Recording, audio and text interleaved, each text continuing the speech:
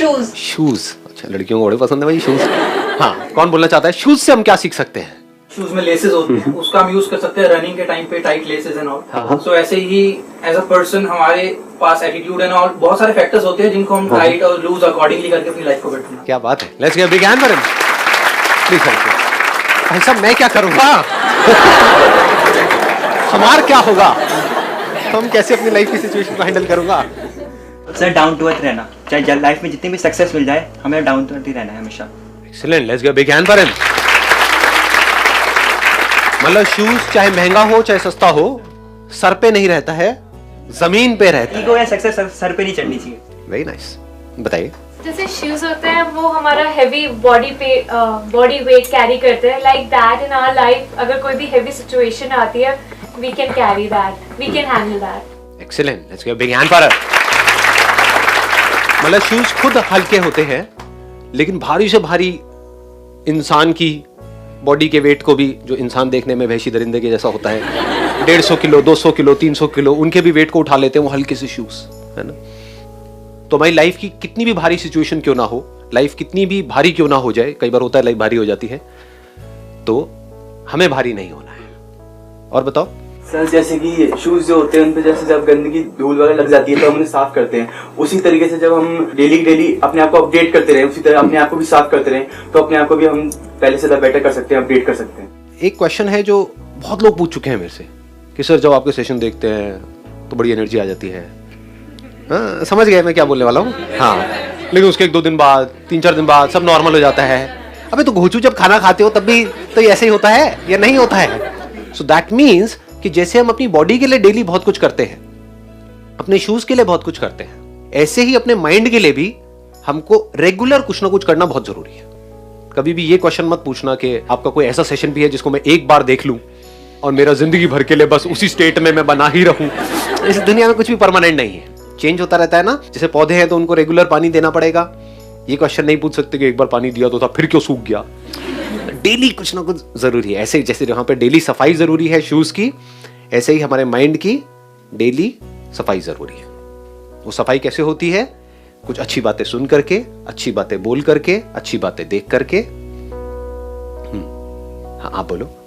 Sir like जो pairs होते हैं शूज के वो हमेशा एक साथ रहते हैं, तो ऐसे ही सबके साथ मिलके रहने चाहिए। बहुत अच्छी बात, प्लीज हैव अ सीट। जैसे शूज हैं वो हमेशा पेयर में ही रहते हैं, एक जूते का कोई काम नहीं है। अगर आप मंदिर के बाहर से भी कुछ चुराओगे, एक आ गया तो काम नहीं आएगा। वैसे मैं सच बताऊं, मैं बचपन में ऐसे जुगाड़ करता था। मतलब एक बार मेरे साथ हो गया था, मतलब जूते चोरी हो गए थे, तो मैं क्या करता था, एक जूते को यहाँ उतारता था, एक को वहाँ दूर जा कर ले जा बेटा, एक कौन लेकर के जाएगा। थोड़ा सा आइडिया है। ऐसे ही देखो इंडिया में बड़ा काम आने वाला है आप लोगों को भी, अगर कभी कहीं जाओगे तो कहने का मतलब है जो शूज़ हैं वो पेयर में ही यूजफुल है, एक जूता किसी काम का नहीं है। ऐसे ही लाइफ में अगर हमें कुछ भी करना है तो हम अकेले कुछ नहीं कर सकते। This should be very clear. हम कुछ भी करेंगे, चाहे जॉब करो, बिजनेस करो, कोई रिलेशनशिप है, अकेले कोई रिलेशन नहीं चलता है। ये तो बात है। ये तो बात है। अरे भैया आज किया है, याद दीजिएगा। अकेले कुछ नहीं होता है लाइफ में।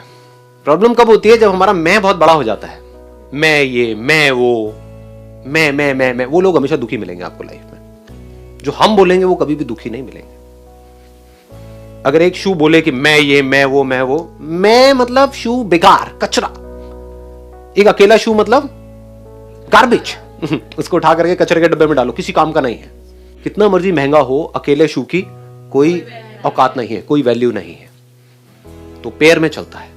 ऐसे ही जितने आप इस मैं वर्ड को अपनी डिक्शनरी से निकालते चले जाओगे और हम वर्ड को अपनी डिक्शनरी में लगाते चले जाओगे, रिलेशनशिप में तो हम है, फैमिली हम है। मैं नहीं कि मुझे ये ठीक लगता है तुम्हारे लिए, तुम बच्चों मैं बड़ा हूं तो मैं यही करूंगा जो मुझे ठीक लगता है। नहीं, मैं नहीं। फिर क्या होगा? ऊपर ऊपर से तो रिलेशन बन जाएगा, अंदर से डीपली नहीं बनेगा कभी भी। ये जो रिलेशनशिप में हम हैं, तो इस रिलेशनशिप में रह करके मैं तेरे पे एहसान नहीं कर रहा हूं, ये हम दोनों की जरूरत है। ऐसे अगर हम सोचें तो बड़ा कमाल का कुछ हो सकता है। फिर उससे क्या होगा? हमारी वैल्यू भी बढ़ जाएगी। जैसे मैं निकलता है ना हमारी डिक्शनरी में से, तो हमारी वैल्यू बढ़ जाती है। हम में मैं भी आ गया, और जो मैं करते हैं बकरी की तरह हटा दिया, काटते हैं बकरी को, काटते हैं ना। अरे वाह, क्या क्रिएटिविटी है जी, शाबाश, नहीं शाबाश। देखो मैं कौन करते हैं, बकरी बकरा है ना, तो क्या होता है बकरे की हालत, हलाल हो जाता है, कट जाता है। बट हमको कैसे काटोगे, नॉट पॉसिबल। यूनिटी, हम बकरे को काटते हैं, बकरा हमें थोड़ी काटता है। क्यों? क्योंकि बकरा मैं है, हम है, बाकी सब जगह पानी कम है। वाह वाह। आगे भी अर्ज करेंगे थोड़ी देर में, थोड़ा माहौल बनने दो। बताइए। हम जब भी न्यू शूज परचेज करते हैं तो एट द बिगनिंग वो हमें प्रॉब्लम फेस करते हैं, लाइक काटते हैं तो प्रॉब्लम्स बहुत आती हैं, एडजस्ट होने में टाइम लेते हैं।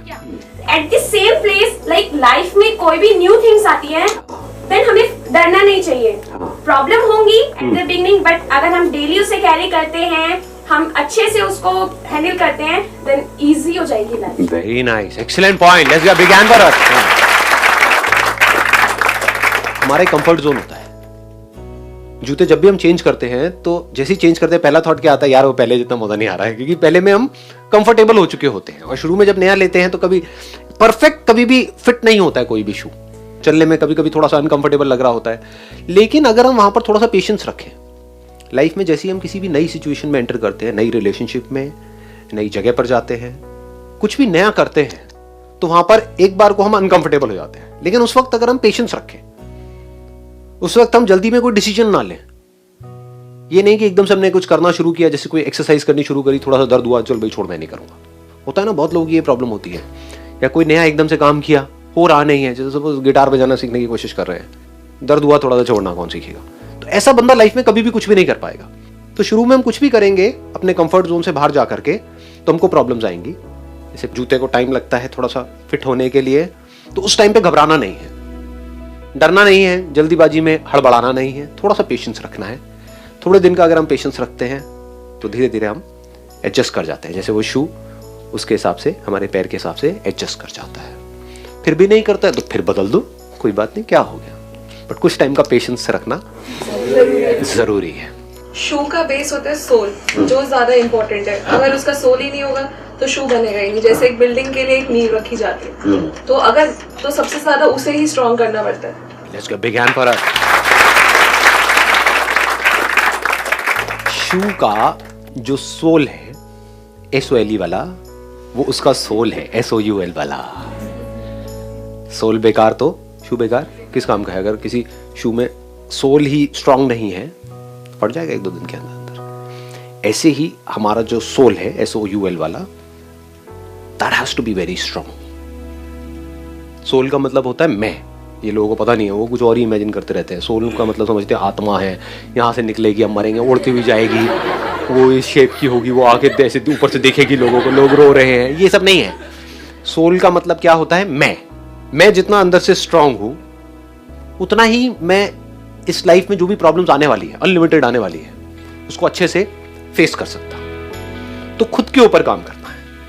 यही मैं अपने हर सेशन में बार बार बोलता हूं तोते की तरह।